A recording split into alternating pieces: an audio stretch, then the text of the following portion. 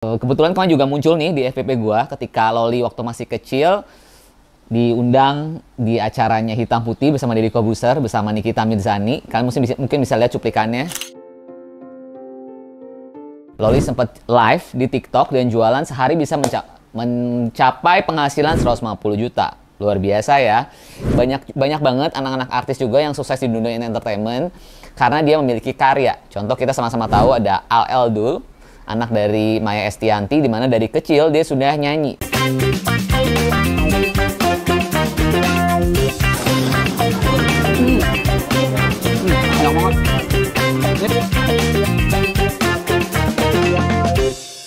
Oke, masih bersama gue Rizky Bris yang pastinya di Monolog with Me Rizky yang selalu memberikan edukasi tentang dunia entertainment maupun dunia di belakang layarnya.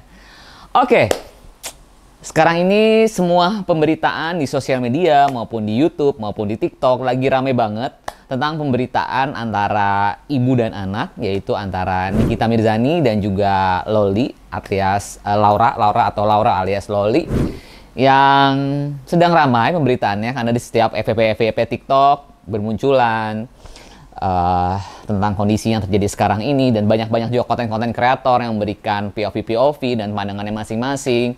Dan tapi yang membuat gue cukup prihatin di sini, banyak banget para konten kreator yang bikin POV dengan membuat back sound dengan kata-kata kasar yang diucapkan oleh Loli pada saat dia berseteru dengan ibunya, dengan Nikita Mirzani.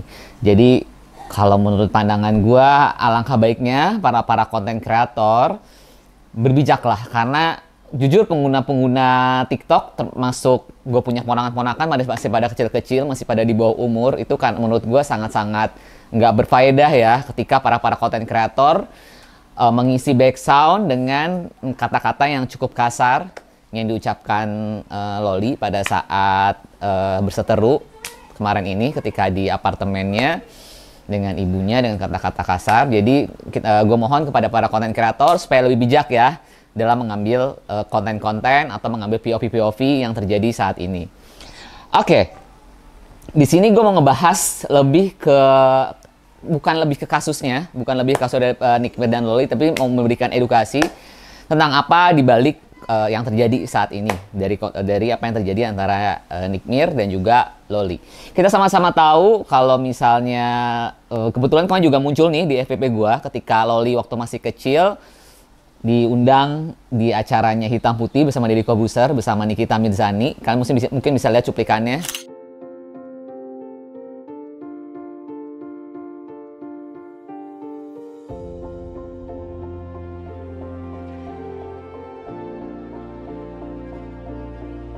Yang gue lihat di sini kelihatan banget kalau misalnya Nick Mir melakukan semua ini karena rasa sayangnya dia terhadap Loli.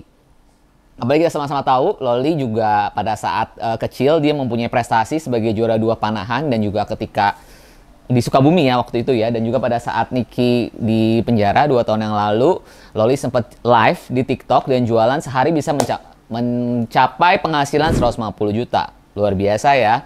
Dan kita sama-sama tahu Nick Mir juga menyekolahkan Loli sampai di luar negeri yang katanya biayanya nggak sedikit, sampai miliaran. Itu luar biasa sih kalau menurut gue. Dan Nicky di sini kelihatan kalau misalnya sangat-sangat ingin anaknya berprestasi dan punyai sekolah yang luar biasa, sampai dia tidak setuju dengan apa yang terjadi lagi ramai sekarang ini. Oke, yang akan gue bahas di konten ini adalah sekarang lagi rame tentang pemberitaan yang kemarin sempat muncul, di mana Loli katanya sudah tidak dibiayai oleh Nikita Mirzani, makanya dia tinggal di apartemen sendiri dengan dia sewa apartemennya sendiri. Bahkan sempat ada di mana Loli bikin di TikTok ya pada saat sebelum dibawa oleh ibunya pulang ke rumahnya. Katanya dia beli iPhone 15 Plus dari uangnya sendiri, sewa apartemen dari uangnya sendiri, dan dia sempat marah-marah kenapa dia laptop dan iPad-nya dibawa oleh ibunya. Dan terus muncullah dari para konten kreator yang pada bilang, oke, lu kerja dari sendiri itu karena orang mau endorse, itu karena lu sebagai anak dari Nikita Mirzani, sebagai seorang anak artis. Karena di sini Loli katanya bekerja mencari penghasilan, bekerja sebagai seorang influencer. Dan katanya kemarin sempat rame juga yang katanya sekali endorse Loli waktu kemarin yang sempat ada pemberitaan yang kurang lebih nilai 90 juta ya kalau nggak salah ya, 90 juta, dan dimana katanya Loli sempat nggak posting, tapi ya gue nggak tahu, nggak ikutin perkembangannya lagi, tapi katanya sudah clear kayak permasalahannya ya. Dan kita sama-sama tahu, tadi gue cek juga di Instagramnya, Loli itu followernya 1,3 juta ya, followernya dengan satu postingan di Instagram. Terus juga di TikToknya jutaan juga followernya dengan kontennya lumayan banyak, konten endorsan. Oke, sekarang muncul pertanyaan, apakah orang mau endorse Loli karena dia sebagai Loli atau dia sebagai anak dari Nikita Mirzani? Dan seberapa besar sih pengaruh orang tua itu di artis terhadap anaknya di dunia entertainment ataupun di dunia influencer ataupun di dunia content creator.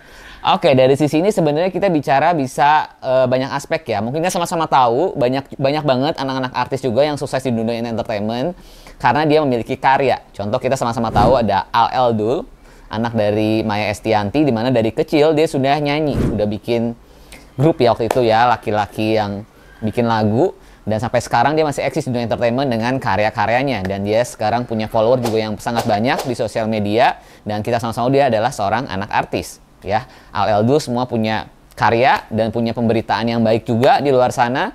Dan juga mungkin kita sama-sama tahu ada Rizky Febian sebagai anak dari komedian Sule. Di mana dia juga naik dengan karya-karya lagunya yang lagu-lagu juga hits yang luar biasa. Jadi banyak nih para content creator nge-compare antara anak-anak artis ini dengan pemberitaan yang lagi rame sekarang antara dengan Loli dan Nikita Mirzani. Sebenarnya kalau menurut gue ya, anak artis itu sebenarnya berhak kok punya follower dan berhak juga menjadi content creator, influencer, jadi artis, terjun di dunia entertainment asalkan dia mempunyai karya yang baik. Karena dan kita sama-sama tahu di mana pengguna TikTok, pengguna sosial media adalah anak-anak di bawah umur, yang dalam arti anak-anak sekolah, anak-anak kebanyakan anak SMP, SMA ataupun Gen Z. Jadi alangkah baiknya memberikan konten-konten yang mengedukatif ataupun juga memberikan karya-karya yang baik yang bisa diikuti oleh mereka.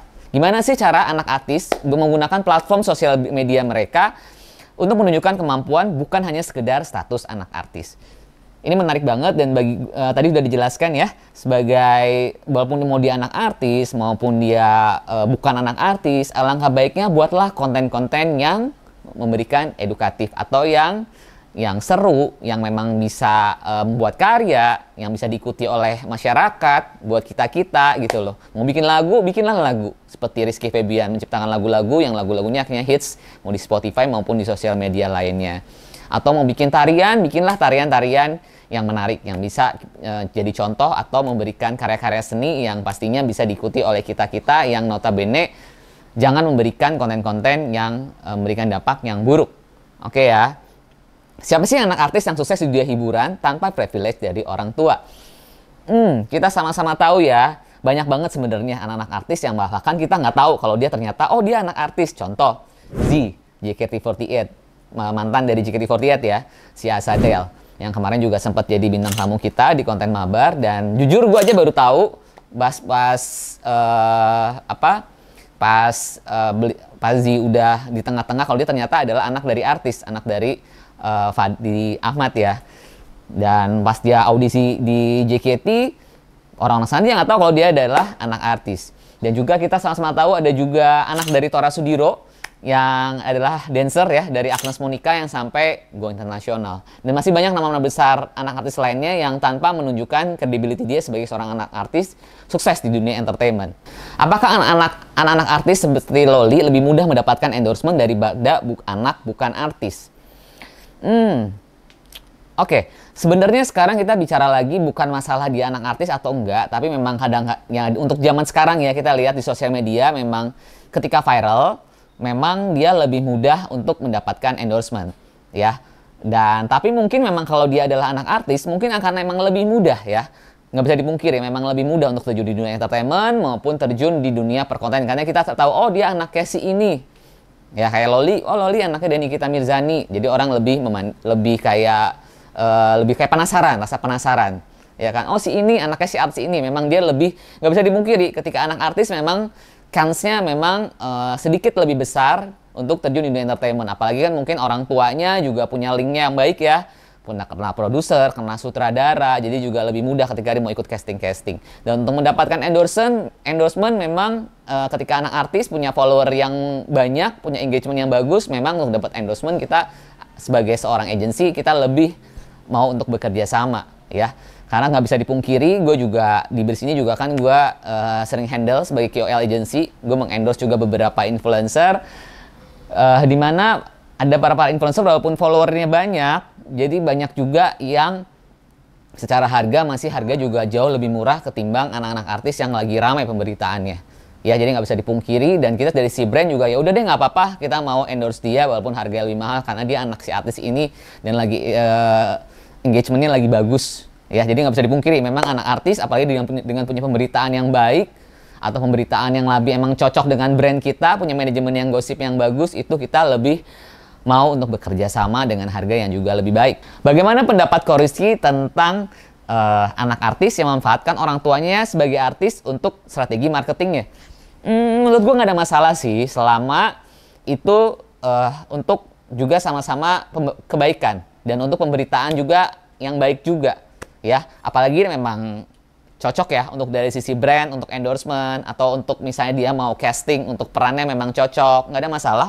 Karena sekarang juga banyak anak-anak artis yang memang pengen mengikuti jejak orang tuanya sebagai seorang artis. Selama dia memang punya karya, dia juga punya bakat, punya talenta yang baik, itu nggak ada masalah. Ya, jadi gue juga sangat-sangat terbuka kok untuk bekerja sama dengan mereka, walaupun dia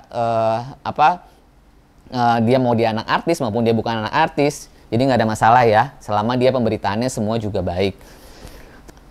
Oke, yang pasti untuk doa dari gue buat Nikita Mirzani dan juga Loli, semoga bisa segera berdamai kembali antara ibu dan anak, bersatu kembali, karena gue sama-sama jujur, gue juga waktu itu pernah konten juga sama Nikita Mirzani ya, kurang lebih 4 tahun yang lalu sempat podcast, dimana kalau gue lihat orang di belakang layar, Nikita Mirzani orang yang luar biasa ya, ibu yang luar biasa yang sangat sayang dengan anak-anaknya, dan dia juga sama kru juga baik ya, di belakang layar dia luar biasa. Apalagi juga udah tuh manajernya pernah podcast kita juga kan, Dea, yang kata sampai dibeliin rumah, sampai dia sama tim memang luar biasa. Dan dibalik dengan kehuru-haraannya, kita sama-sama tahu di belakang layar dia adalah sosok ibu yang luar biasa menurut gue. Doa gue semoga kasusnya cepat selesai dan tidak terjadi hal-hal yang seperti ini lagi. Dan buat para kalian nih ya, pesan dari gue buat yang masih Gen Z nih, tim gue nih pada Gen Z, kalau bucin tolong jangan berlebihan ya, jangan sampai akhirnya merugikan banyak pihak nih. Sekarang netizen juga dibikin jadi kayak kepo nih ya dengan kejadian antara Loli dan juga Fadel.